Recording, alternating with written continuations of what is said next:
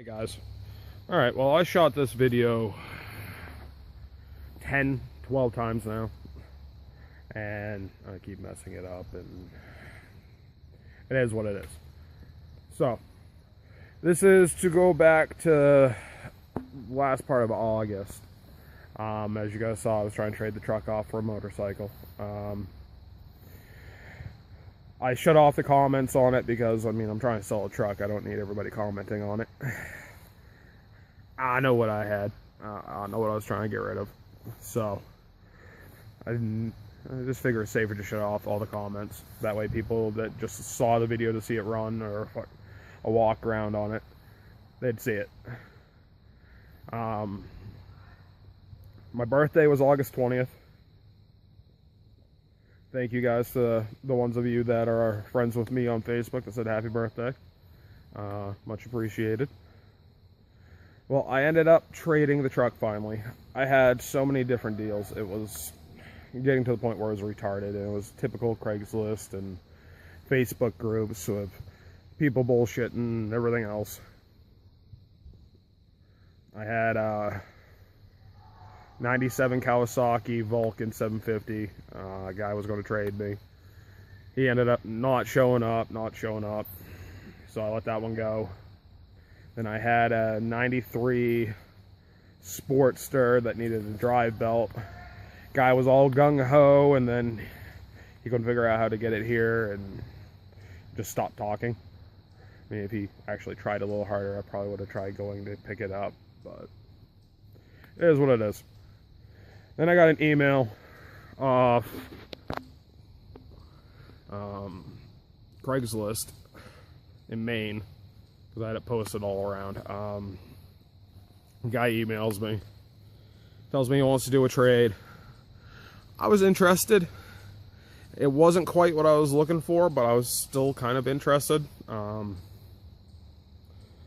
If you guys follow me on Instagram or Facebook, you already know what I'm talking about. But for those of you that don't, so the guy kept emailing me back and forth. We kept trying to set up plans and times for him to come down and drop off his trade and pick up the truck. And the guy is basically like I am, works paycheck to paycheck. His wife's out of work, so the money's tight. So I understand. I do.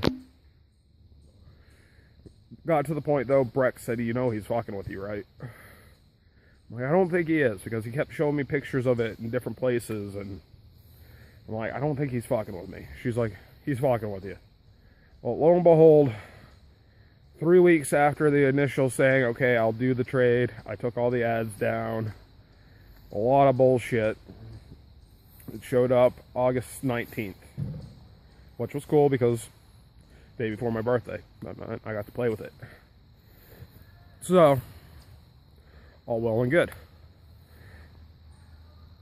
Like I said, it's not quite what I was looking for, but I gotta say, after getting it, I don't think I want a motorcycle anymore at all.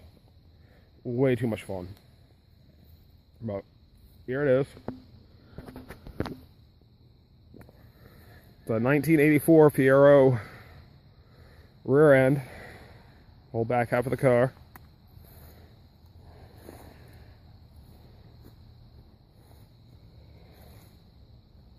It's got a Honda Goldwing front end on it. It had seats. I'll put pictures in the video, or I'll try to put pictures in the video. It had seats in it, but the fabric was all torn up, so I ended up cutting the seats out. Found a whole bunch of rust in the floor pans, so I cleaned that all up. I rust inhibited it, primed it, and I shot it. So now the floors are nice and black again. It's just a quick job for now.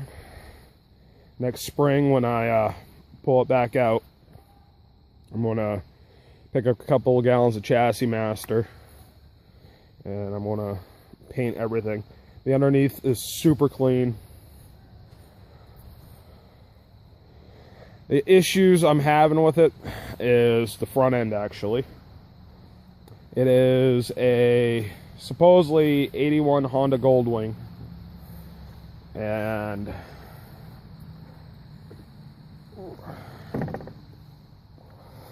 This setup for the brakes is off a 1983 Interstate, and it won't pass inspection without a brake, so I got to put a brake on it, which I didn't think was a big deal. Apparently they stopped making all the parts for this front end, so I can't get the brake calipers, the brackets, anything. I can get pads, I can get rotors, but I can't get anything else. So I ended up taking my 750 Nighthawk, and me and her dad took off the rim, hoping we were going to get the rim fit. Rim wouldn't fit.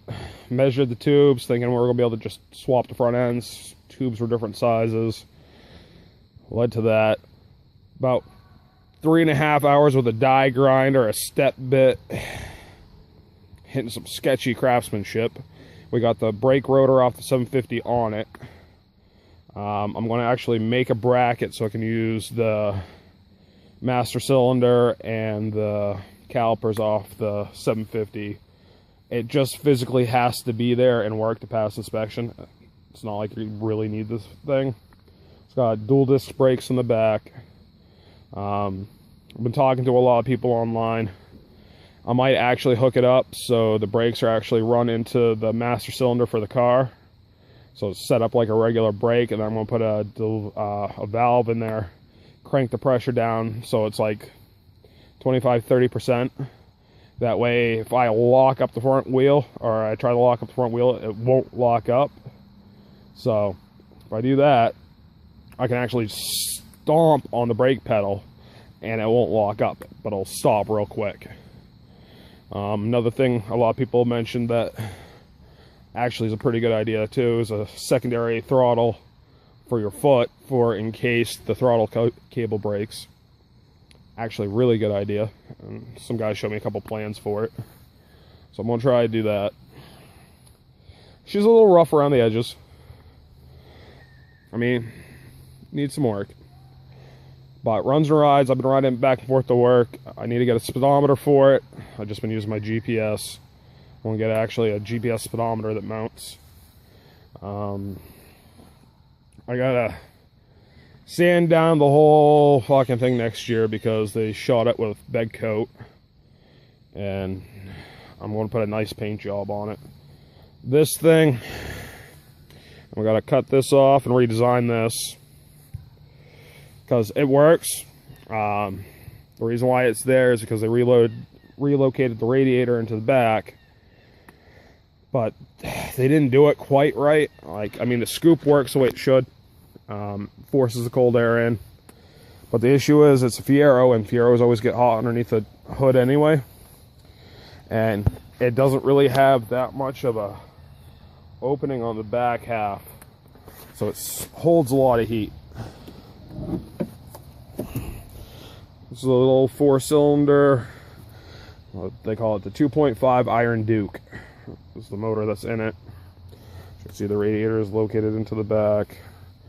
And it's got a big giant opening down here, but yeah, it just basically hits the trunk lid and keeps recycling back into the car. So what I'm going to do is redesign this. I'm going to take out, because they left the factory luggage rack on the back of it, and they just used like styrofoam insulation board, and they kind of made a square. So I'm going to hack all that off. Not sure if I'm going to do it out of sheet metal or if I'm just going to build one out of Luan and then just fiberglass the whole thing and make it look nice. It kind of depends if I can get enough sheet metal from work and bend it and cut it the way I want it. So I'm probably going to keep the same height in the front. I'm going to kind of slope it up in the back like that, so it kind of looks like a regular wing. So that should help exit the heat out of the motor a little bit better. It runs good though.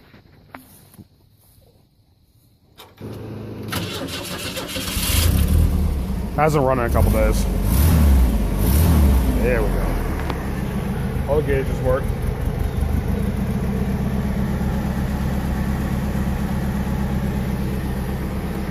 It's got Decent set of ape hangers on it. Harley controls. Harley headlight. Little bit wannabe Harley bag.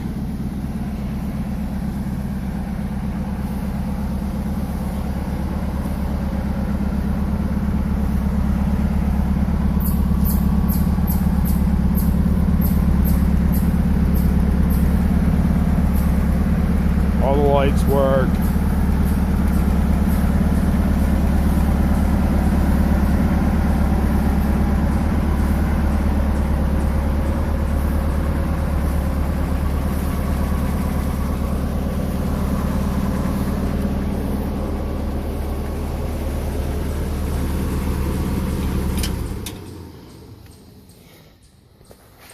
Now originally it fit 4 people because this was a seat, the other side was a seat, and technically that center console is a seat.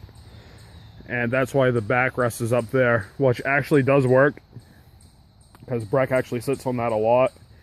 And then she said that keeps it so her back doesn't actually hit the roof line, which is a good thing. I might build some storage boxes for down here and then just put seats on top of it. Or I might just pick up a set of Wrangler seats because they're waterproof and just put Wrangler seats in it. But yeah, that's what I got for my birthday from my father-in-law and my mother-in-law. My father-in-law told me I could trade the truck off because he knew I wanted a bike. And he told me I could trade the truck off and it was going to be my birthday present. So I worked on it. Kind of got frustrated a couple times. But I think it was worth the wait. Like I said, after riding it, I don't want to get rid of it. I actually like it a lot. And it's super clean. Just needs to get cleaned up. And some things changed up to make it more mine. I'm feeling it'll be around for a little while. I mean, the 4-cylinder motor, done a lot of research on that. They're pretty much bulletproof. It's the same motor it's in all the older S10s and stuff like that. It's also a marine motor. So if I gotta rebuild it, it's really not that hard. Watched a couple videos on it. So I'm pretty happy with it. I mean, she runs good. I might add a steering stabilizer on the front of it. Trikes have a kind of, when you're cruising, they kind of do this a little bit. They follow the train of the road. Like, it's not horrible. Like a lot of the videos I saw, some of them look pretty bad. I'm not gonna lie, they looked pretty bad. But those were the regular motorcycle trikes. This thing's huge. Like, huge. Probably doesn't look it, but it's basically a full-size Fiero. So, the handling's awesome. It has a little bit of the wander, which, like I said, they all do. And the issue is, a lot of times if you hit something with your back tire, they tell you not to because it's going to throw off your front tire and it causes the weebles. You have to actually have upper body strength to ride one of these. It is not like a motorcycle. Breck's driven it.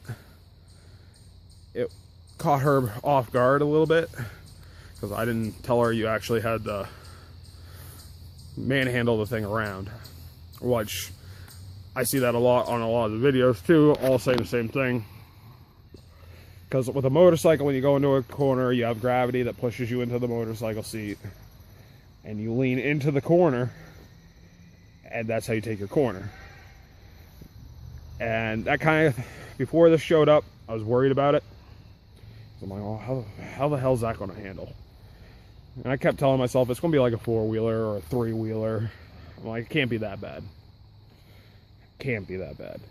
And I start seeing all these horror shows, everybody freaking out, saying, oh my god, it's the worst thing to ride ever. Hopping on it, taking it for a ride. It's like riding a big red. The old three-wheelers. That's exactly what it feels like you're riding. You want to take a corner, you have to make sure you stay where you want on the seat, because it's going to try to throw you off, just like a three-wheeler. And you have to physically turn the handlebars. So the faster you're going, the more momentum and stuff, you need more energy to push the bars to where you want them. For me, that's not an issue.